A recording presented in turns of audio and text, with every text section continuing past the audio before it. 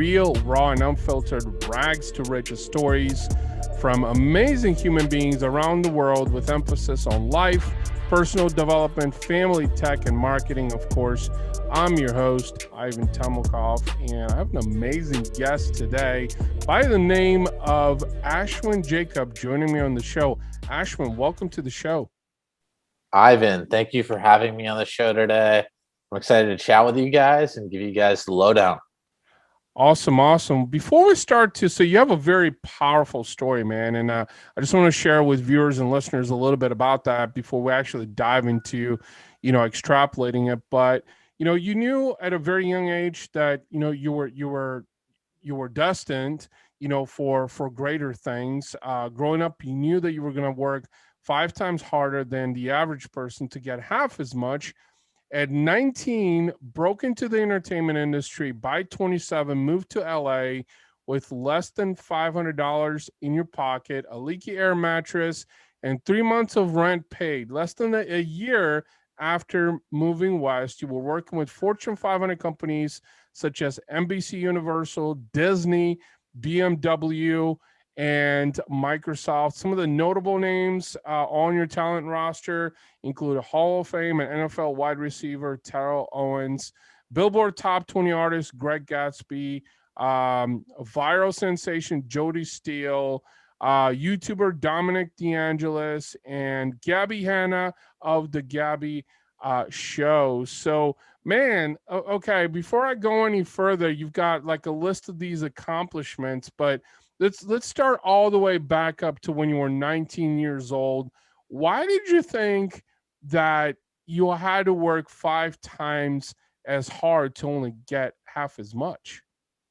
I think truthfully for me, my whole childhood experience was pretty much everyone in my life telling me that I couldn't do the things that I wanted to do. And also growing up, first generation Indian in a community that is primarily Black or Latino, and then to a primarily white community, and then to a top 20 business school was tough because I was always the outsider. And being the outsider, things didn't flow the way that it flew for everyone else. Everyone else had someone that they could call that could help them with the things that they wanted.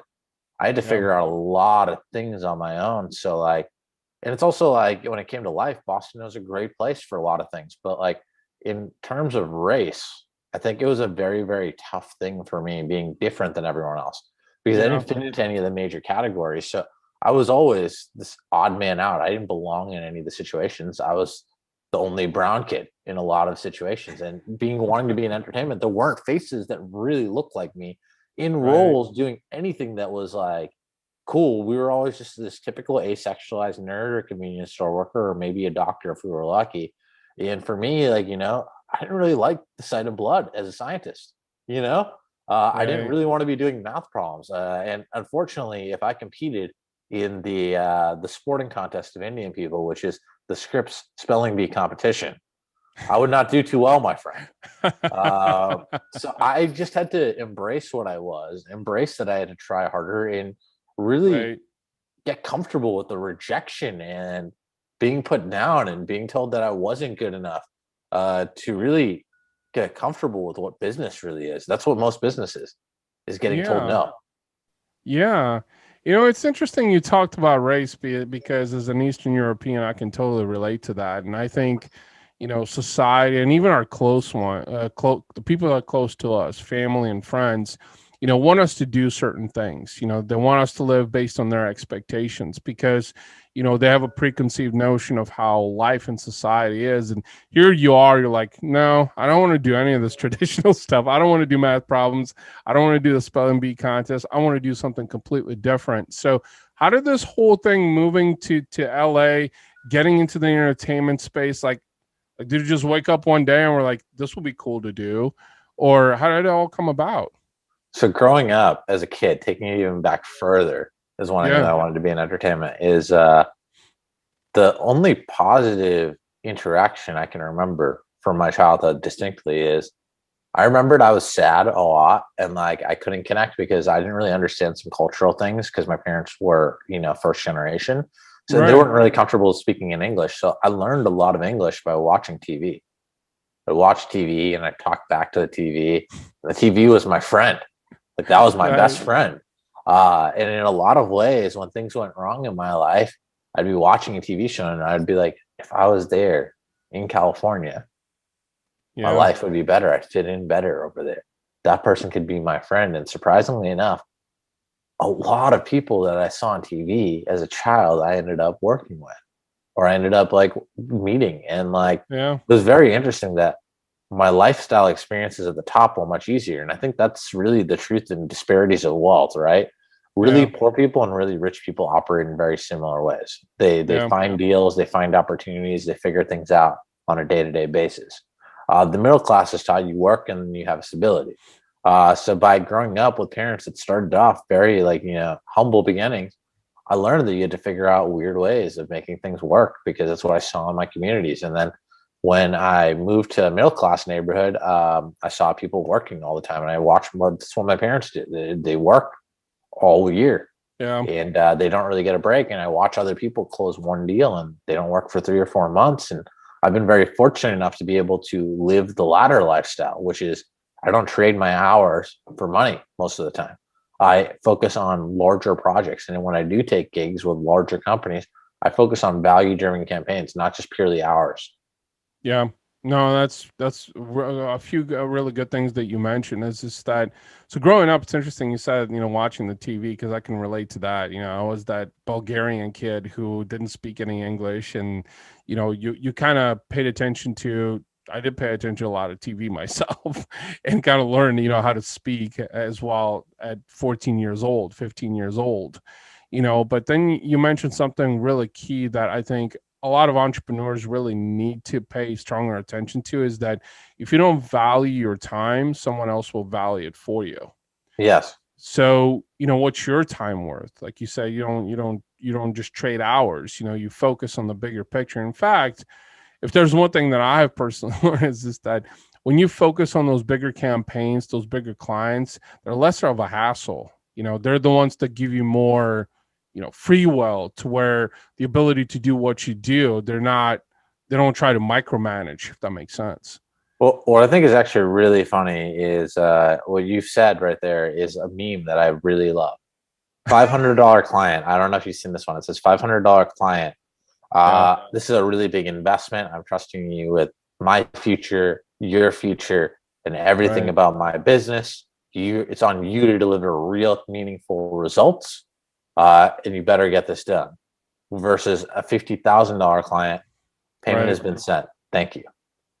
And I think that is the big truth is everyone wants to spend the least amount of money and get the best possible result.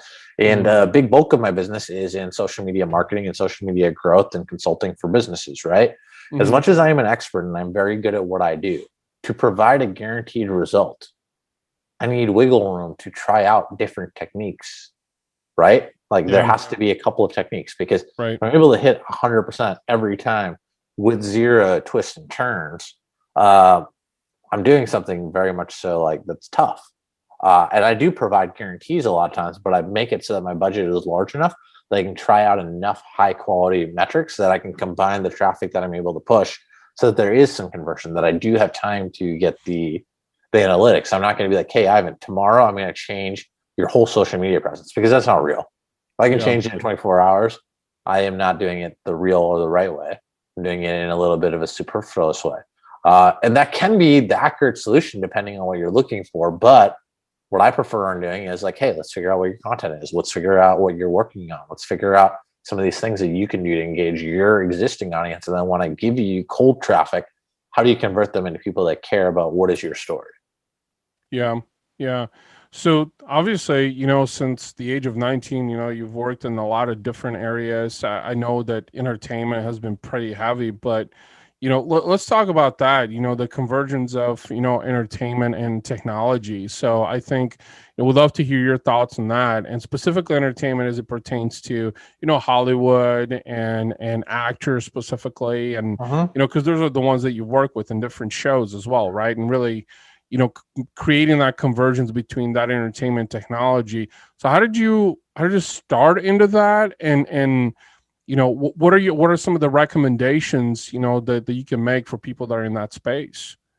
So I always wanted to be Carson Daly on MTV's TRL. That was like my dream job. And I was always told that there's no way you're going to be able to do it as an Indian guy because you're not going to hit the hot Yeah, white girl demographic of the Midwest and the South. And I kind of accepted that. So I was like, cool. The closest thing I can do is I can be on the side of managing the Carson Dailies or the entertainers of the world. I can't be the right. guy on screen myself. And later on in my life, I said, you know what? Fuck that. I'm going to put myself out there. I'm going to make myself the face of my own brand. I'm Yeah, going to grow my own socials. I'm going to figure out my own collabs. And it's been fun doing that. But at the start of this, I was always wanting to do stuff in entertainment and TV. And social media was starting to get big right around the time I graduated from high school in 2006. Um, so I was one of the first people, like in the first rounds of the early stages of Facebook, let alone Instagram and Twitter and all those other yeah, platforms. So I grew up with those platforms because I was at the formative age as these things were getting started. And what I realized was progressively, we're going to these platforms for all of our information and we're going for our personal communication on there. And right, eventually that's where we're going to consume our media from because there's so much daily active user growth. So when I was working at ICM, I realized that it'd take me years to move up in the traditional side of entertainment. But if I focused on taking traditional celebrities or athletes or rappers and putting them on social media and collaborating them with large social media influencers, taking the large social media influencers and giving them opportunities in the traditional world of entertainment, which is commercials and acting and some of the larger brand deals, right. I would be able to kind of effectively transmute my growth and make it much quicker because I'd be in a new space. I'd be able to get more notoriety and more exposure for myself operating in that new landscape. So I ended up being the head of talent for a new company as opposed to taking a job in an existing company, focusing on the digital because I viewed social media and tech and phones as the next landscape of where we're consuming information. And in 2022, it looks like the decisions that I made back in 2015 are right because people are watching Netflix on their phone. Yeah. And there's so many shows on Facebook and Twitter and all these social media platforms are getting into short form content. So I was very much so right about where entertainment was going, which was, you know, leveraging what technology provides to hit Yeah. people while they're on the go. No, you're absolutely right. I think is those early predictions, and being an early adopter, because you were an early adopter to a lot of these platforms, like you talked about Facebook and, Instagram and all the socials and then Netflix, people watching Netflix. In fact, speaking of Netflix, what's really crazy is that I think I just heard this last month is that they're pushing out several new movies like every month. I think he has gotten like they're kind of almost, they're going to be, I think they're going to become mainstream in a shorter period of time because I think a lot of it is about accessibility. People can watch it on their phone, they can watch it on a smart TV now.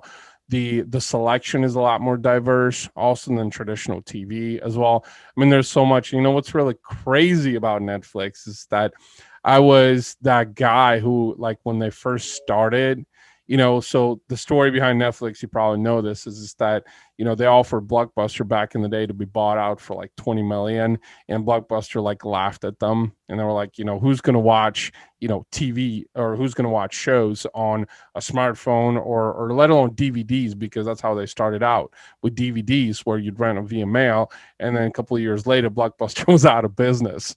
And Yeah. actually, going that far back, like, I used to like checking out, DVDs from Netflix to watch them at home and then returning them before they started the app and the streaming platform, which like just widened their reach like crazy. But you're absolutely right. And I think anyone who does not fathom the importance of digital and social and how to embrace it and being an early adopter, in businesses, small businesses, or even corporations, we're seeing that they're slowly dying because they're unwilling to pivot, to those next platforms. So, but you figured that out, and you did it a lot sooner than most people, especially around your age, and that served you well. That give you access, right? That give you access to people. That give you access to Hollywood actors. That give you experience. Then you later utilize to connect, with these influential people, and even more so bring in more influencers to help grow their following, right? Yep. Exactly. And a lot of it was trying things out. To be Yep. truthful, a lot of it in the beginning stages was trying things out. And right now I am considered an expert on like a lot of creatives and a lot of like techniques. But the thing I say as someone that is knowledgeable about this is it's purely by trying things out and purely Yeah. by comparing it, because you have to constantly be evolving, because I might find something that works today, but if I stop trying anything new out, I'm going to delay my future growth. So even though I know what's going to work, sometimes I will Yeah. still try out 2 or 3 other things, because those 2 or 3 other things might become what works. You know what's really crazy about what you said is you said the word experimentation, which I'm a Mhm. huge fan of. But there's, and I think that's where the differentiation is, that your favorite man with the $500 client, I think, comes into play, is just that they have such huge expectations with such a small budget, as opposed to that $50,000 client, right? Who knows that it's going to take time, you have to experiment, and even though some things are proven to work, you still need to continue to experiment. But I think there's a lot of clients out there that are afraid of experimentation, because I think they look for guaranteed success.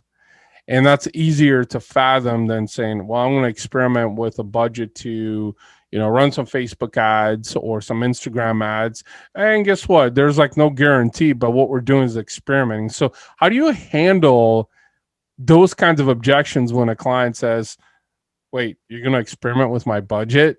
Like, wait, there's no guarantee here. How do you answer that? I split it down. I asked them what they need for their guaranteed result, and I split it Mm-hmm. up into like, hey, I can guarantee this at this rate, but I want this to be able to do some testing for more targeted things, because the targeted is going to convert a little bit better. The other Yeah. thing is going to be good for the perception of the brand, and Yeah. I get that that's what you want.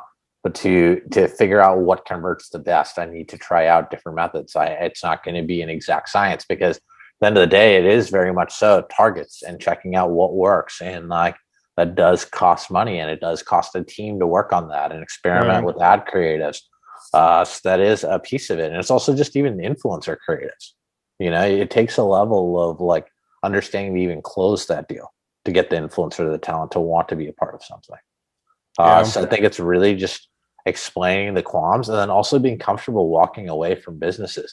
I think too many people are like scared of leaving something or starting over again or looking for someone new, that they just agree to whatever it is that people ask them to do, and then they don't really deliver the truth of it, or they negate telling them that part Yeah. of this might not work.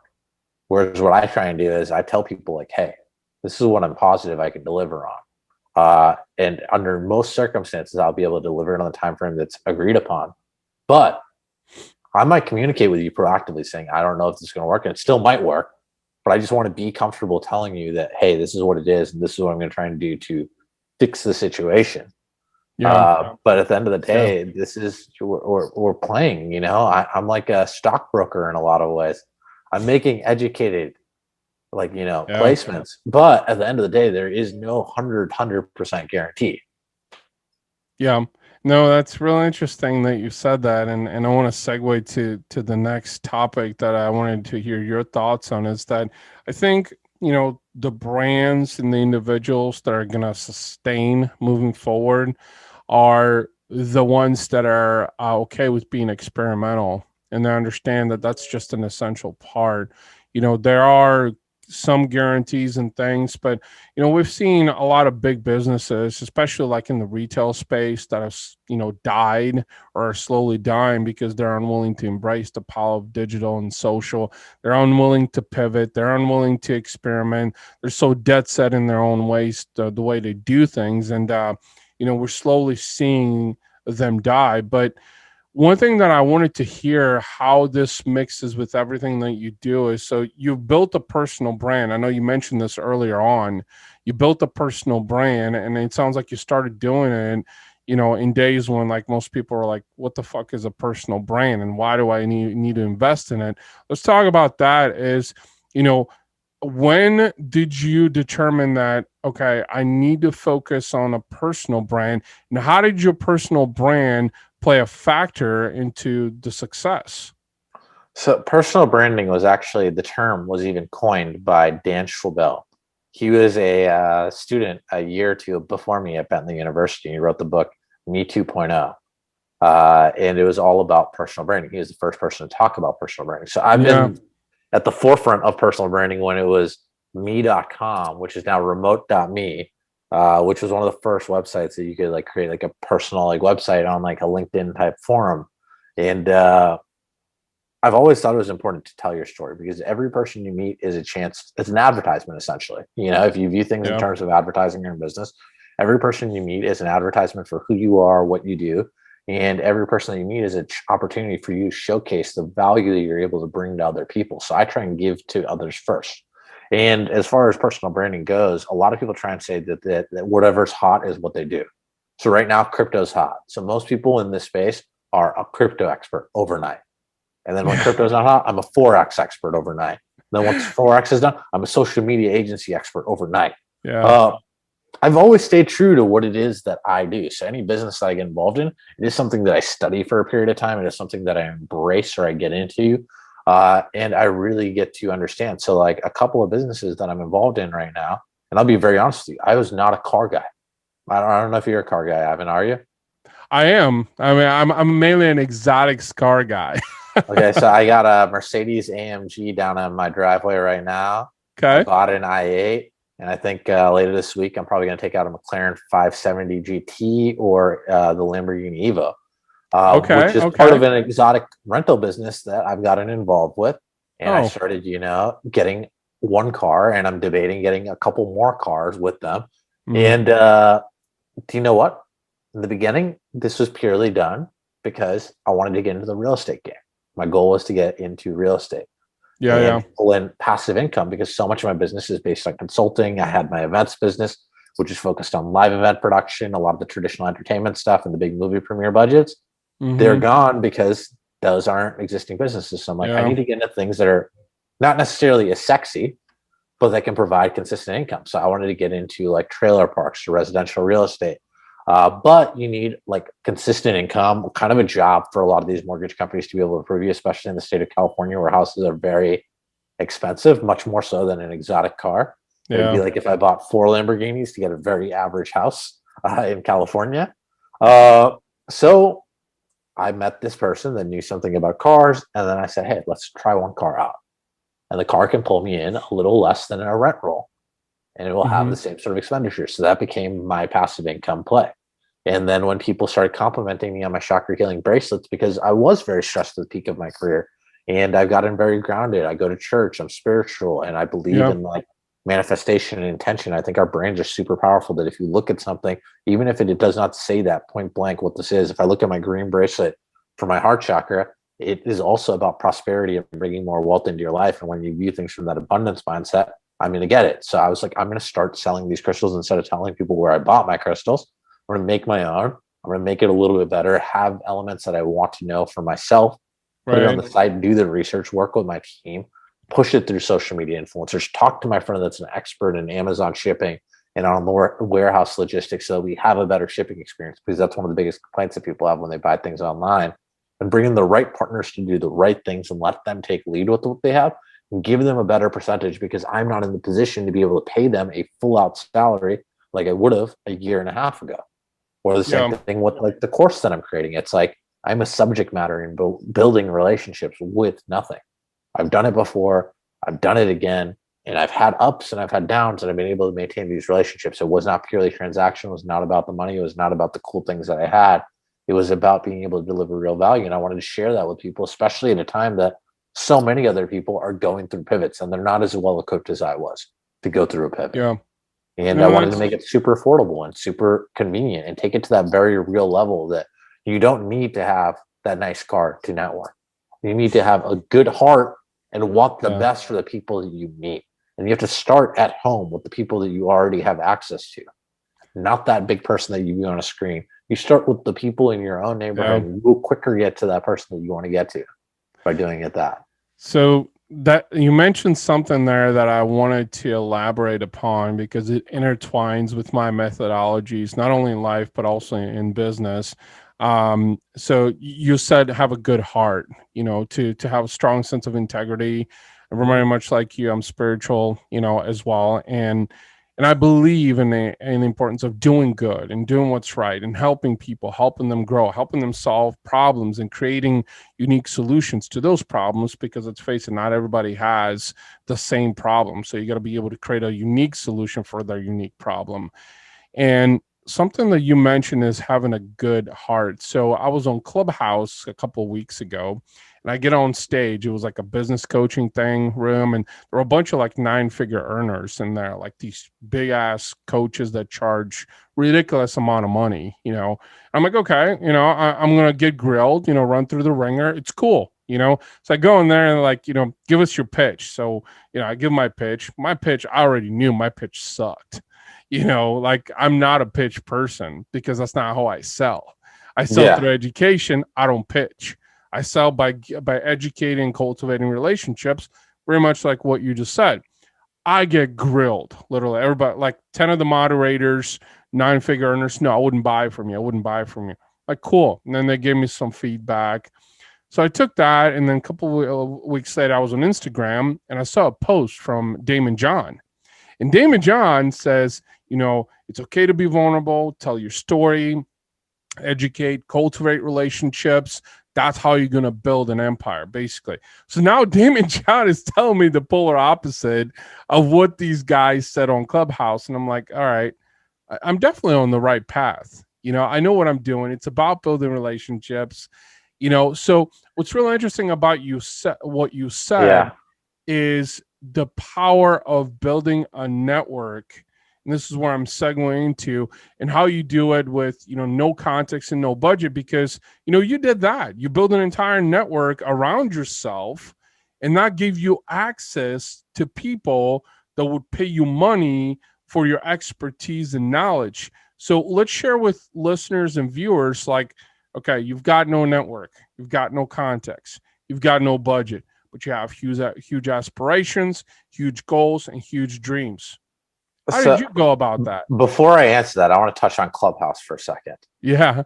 I want to tell you something that is singularly the worst app I've ever been on in my life because of the people that are on there. These people Yeah. are not 9-figure earners.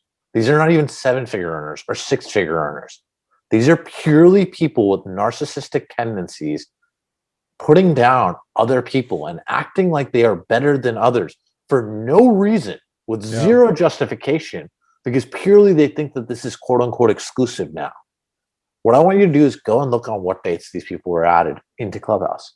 I guarantee you most of these quote unquote entrepreneurs, 9-figure earners, were added in post fucking late December or mid December at best, Yeah.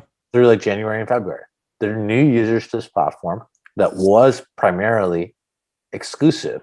But once they got on there, they perverted that system, and it became less about what you can do or what you can show Yeah. value on to putting other people down and spending all day talking about how awesome you are with zero value on how others can do it, other than that they suck, they have no potential, and they're not going to be able to do it because they're shitty human. And I've had people reach out to me Yeah. because I've been in Clubhouse rooms for a couple of minutes and then afterward be unavailable to talk to me at no point over the next 2 to 3 weeks because they need to be on Clubhouses at all these random hours throughout the day, that their life is dominated by being on an app that is not consistently providing them with any income, and they're just hearing their own voice talk and how cool it is Yeah. to see this one entrepreneur come into the room. But the person that is going to solve your problems is not the CEO of some company somewhere. It is someone that you can reach access to tomorrow, is going to be the one that helps you solve your problem. It's not the CEO. It's not this hero figure that you look for. Yeah. Being in the Elon Musk room is not going to change your room, change your life. It is the people that you can come into contact with. So you're talking about the zero budget to zero contact list. It is the opposite of Clubhouse. I talked to whoever I could. So I found whatever networking events I could. I talked to the people I could to get into places. I found out where agency assistants went.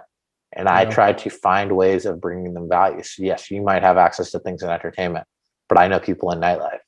Or, I'm very comfortable with like parties, and I'm very Yeah. comfortable at like being that guy friend that helps you meet new girls. And like I might have access to some private events, and I'd invite people to events, and I'd figure out what I could get hold of that was easy for me, that I could trade for access or the ability to be in the room. And a lot of my first encounters in the room, I was very uncomfortable. I didn't know what I had. Sure. And what I started doing was I realized that if I just asked people about what it is they want, or what are they looking for, or what are their big goals, or what could help them, eventually I would meet I would not be the person that could solve their problem, but I would meet somebody Yeah. that could help them with their problem, that they could help with some other problem. And I started just having like, a better memory about what people did or what they wanted to do or what their core strengths were. And I started connecting people together. I became a super connector of sorts. And then when people talked about me, it was like, wow, he is such a great guy. He just put us in the same room together and he didn't want anything for it. And that put me in a position to wanted to get tied up. People wanted to tie me in because like he meets so many great people. If he's able to put us together, how many more great people could he bring in? And then they'd figure out, oh, Ashwin actually has great ideas for the strategy himself. So I didn't start off as an expert. I very much so want to tell people I did not start as an expert in a lot of fields. People brought me in and they gave me okay contracts, and I increased my contract value and the value I was able to bring, and I increased my own pay grade. Something I want to talk about is because, we both cross pollinate with marketing. I think this is a very, very snake oil space right now because, and the reason I want to talk about this is just that you mentioned something that I really wholeheartedly believe in, and that's relationships and connectivity. And really, like you said, talk to people, talking about Clubhouse, which, I think everybody's so blindsided that, Grant Cardone's on there, Elon Musk is on there, like all these, influential people are on there. And now like they're all trying to get access to them. But like you said, they're not the ones that are going to solve your problems. These guys got bigger problems, to solve, but a lot of people are misled. Now, you talked about relationships and connecting people, right? And here's a prime example is I see a lot of people on my socials, like my Facebook profile or Instagram or LinkedIn even, is that just straight up 100% cold-hearted selling. Buy my course today, do this, this, and this. When you look deeper into these people profiles, it's like they spend very little or no time to relationship building. And so I've actually questioned that. And since you talked about it, I wanted to bring this up because I think in the marketing space specifically is this too many people think marketing, right? Selling, like how much some of my social service or my Facebook ads or website building or whatever, as opposed to how many new relationships can I build, establish likability, trust, and still give value, right? So it's like it's reversed, right? I mean, what's your thoughts on that? Because I think I would love to expand this a little bit more because we're talking about relationships, right? So I think I first realized that myself when I got onto the speaking circuit after I, was fairly successful. I was like, I want to speak. I want to help people. And that became a big part of my focus prior to going into quarantine was I was speaking on a lot of these entrepreneur circuits. And everyone would get on stage and say how awesome they are and how perfect they are and how they're special and how other people can't and how other people are losers. And once you get the Lamborghini, you get the girls, and then girls love you because you're rich and you're powerful and you're successful in business. I'm sorry, Tommy. Girls do not love an e-com shipping wizard. They might like the lifestyle that you provide, but also is that the woman that you want in your life? Is someone that likes you for the financial things that you're able to provide? Is that a real partner for you, Tommy? No, that is not. So I would start getting on stages and I tell people, listen, everyone on this stage, including myself, is full of shit about what we're talking about. Because we're all just like you. We're ordinary people. The difference between ordinary people and extraordinary people is ordinary people view that they're people with extraordinary abilities that can accomplish greatness. Extraordinary people realize that everyone is ordinary. And it is by extraordinary work ethic or perseverance or failure that you can achieve extraordinary things. And what I would do at the start of my conferences, I would do my whole spiel. At 19, I got working with Playboy Mansion parties. I did these big accomplishments. I work X and Y celebrity, and I've done these parties for X and Y person. And I'd show all these cool photos, and then I'd put a photo of me and this random celebrity. And that's one of the celebrities that I did not work with. I just took a picture with at an event. And I'm like, this is just a picture of me with them at an event. So don't believe even in pictures. Now, what I want you to do is instead of talking to me, a lot of you have been in the same seats this whole conference. I want you to get up out of your seat, leave the person that you've been with, move to a different row and talk to someone that you have not talked to. And all I want you to do is share your name, where you are from, what it is that you're looking to do or what your business needs, and what it is that you're able to provide to others. And I want you to do this rotation 3 times. And then at the end of this conference, come and find me and tell me if you found what you needed.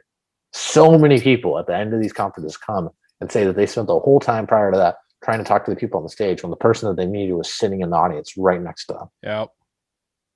You know what's really crazy about what you said is that maybe this is why I was never a big fan of conferences, is because you literally 99% of the conferences that when we could go to conferences, mind you, is that you get up on there and you've got this influential speaker, and suddenly, like you said, they tell you how great they are, how much money they've made, the lifestyle that they live, blah blah blah, and suddenly people feel like so small and tiny to the point to where they feel that they're incapable of doing anything because they almost feel like overpowered, when in reality of things is that's just a human being up there on stage just like you.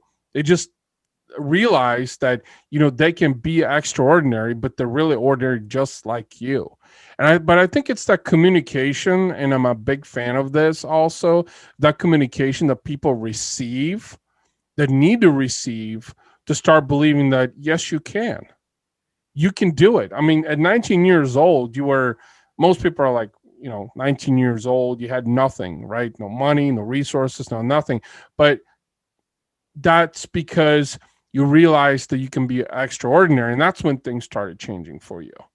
That's Once I when, stopped having that limiting belief, I said, fuck you to this limiting belief. yep, I said, fuck you to everybody that told me that my dreams were too hard to happen and that this was not realistic for me to be able to do. I yeah, said, you know what? If I'm going to be a loser, I'm going to be a loser on my own terms. I'm going to go after what it is that I want. And I think a lot of it is a lot of people think that you go from disliked to liked to loved. And at the bottom of that scale is hated, right? And I saw this in a video and it was very brilliantly explained, which is the default setting for most people you come into your life with is liked. Then it goes to hated and then loved and then back down to, you know, disliked. yeah, It's not linear. The difference between love and hate is very much closer than the difference between liked and loved. So yeah, you have to drive people to that level. You have to put yourself so out there. You have to share so many parts of your life that you shouldn't say. A lot of people tell me that I shouldn't share, that I didn't have confidence in myself as a kid. But at the end of the day, that is what makes me relatable to other people. I want the person that's listening on this end to realize that I didn't believe in myself just as much as they might not believe in themselves. But if they can change it in their own mind, and one of the things I'm working on too right now, by the way, is yeah, after this later today, I'm recording a session of like 1 to 3 minute vignettes where I talk about little things that I've dealt with or thoughts or reflections throughout my day. And I've been meaning to do this for a little bit yeah, when I launched this program. But what the video I'm going to record today is how to deal with your worst enemy. And for most people, their worst enemy is themselves. When they look at themselves in the mirror, the awful things that they say about themselves when they talk to themselves when they wake up and before they go to bed. We can program our brains to say more positive things, to manifest more positivity into our life. We will all do so much better.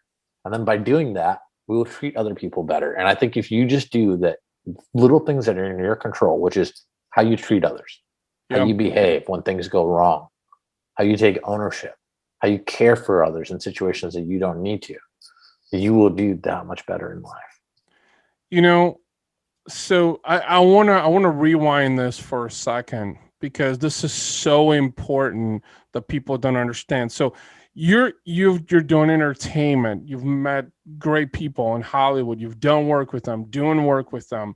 You're in the social space. You've built influence. You've built authority.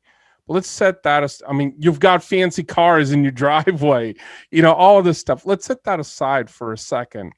You just talked about vulnerability, transparency, putting yourself out there to really create relatability. So, but a lot of people don't understand how, like, that's literally at the basis, at the foundation before any of these materialistic things happen, Well, right? do you know what I still drive every day?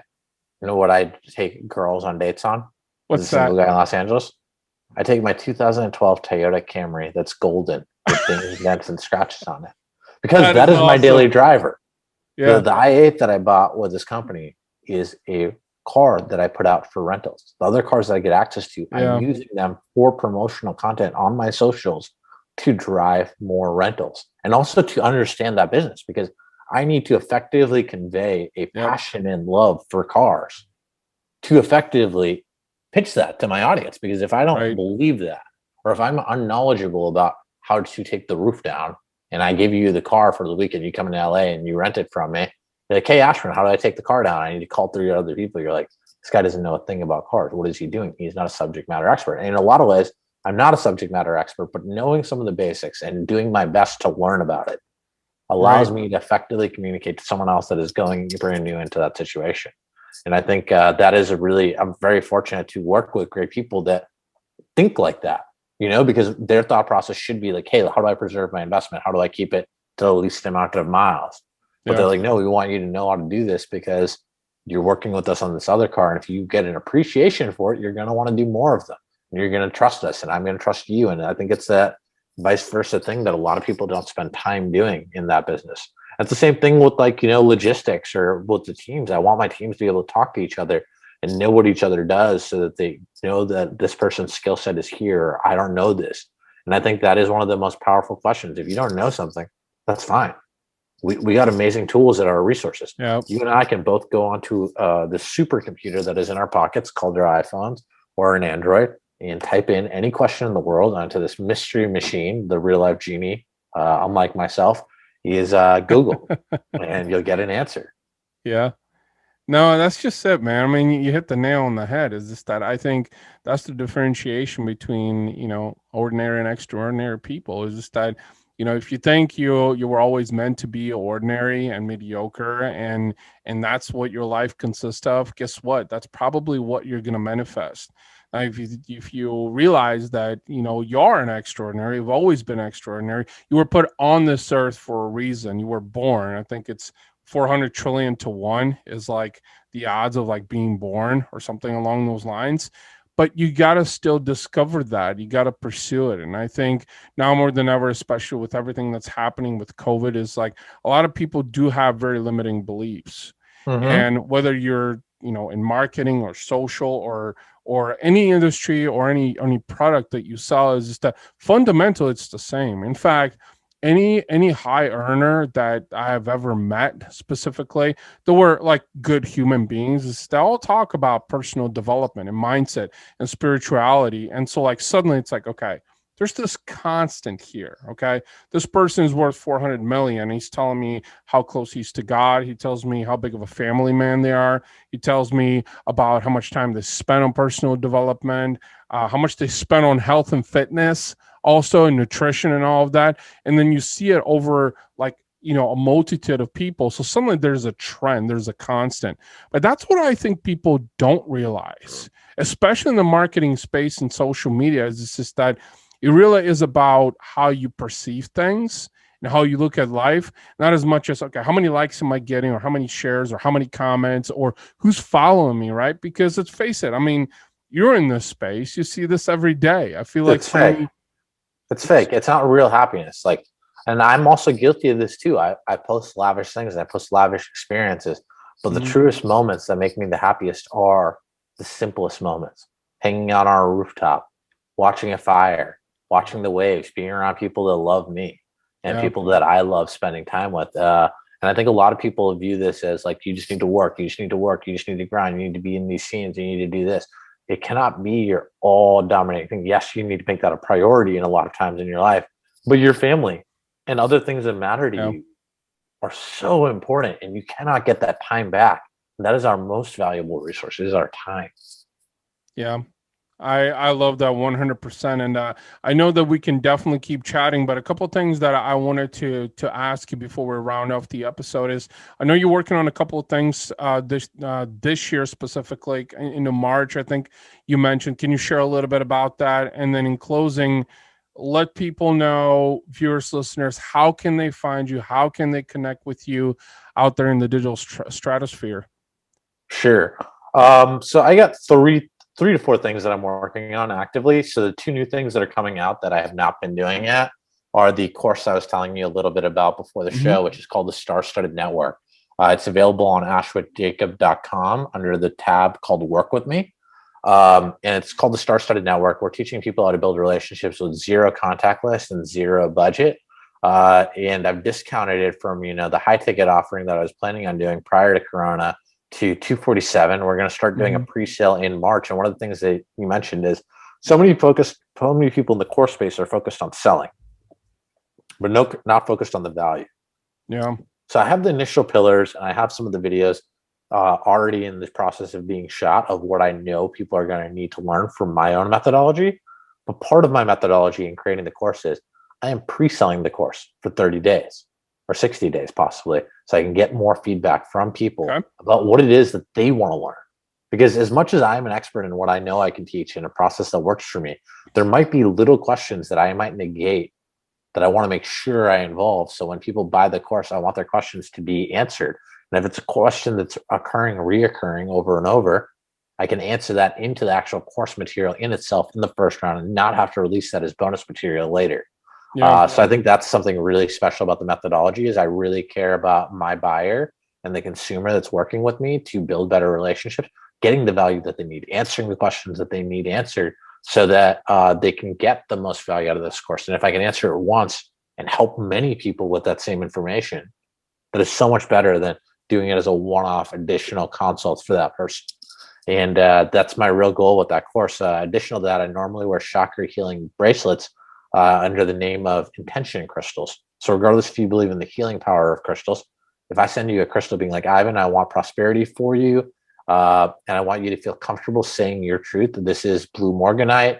And every time you look at this, I want you to remember that you should always speak your truth, regardless if you believe in the power of crystals or not. Every time you look at that, that was the intention I had for you. Subconsciously, your mind is going to trigger and you're going to be more comfortable saying what you wanted to say.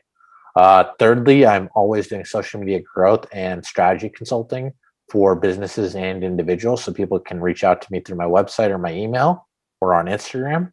And my email address is Ashwin, ASHWIN, at new Hollywood .biz, B-I-Z.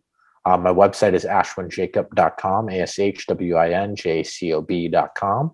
And my Instagram is at ASHWINJACOB. And if anyone comes to Los Angeles and wants to get behind the wheel of a beautiful exotic, feel free to shoot me an email or a text message or a DM on Instagram. And I'd love to, expose you to the wonderful experience that is driving an exotic car in Los Angeles, California. Awesome. I might have to actually take you up for on that offer right there because I think I mentioned this earlier on is being an exotic automobile fan. But this was an absolute pleasure, Ashwin. Absolute pleasure. Congratulations on all your success, and congratulations on fulfilling a lot of your goals and dreams. Because I think a lot of people go through life just coasting and never actually, pay stronger attention to that. And I look forward to staying in touch with you out there in the digital stratosphere and watch, your moves and things that you're going to be working on here in 2021. I love it. Thank you for having me on the show, Ivan. I really hope that I brought some value to your audience. And if there's anything that anyone wants to reach out to, feel free to DM me. I'd love to talk to people and make sure that I bring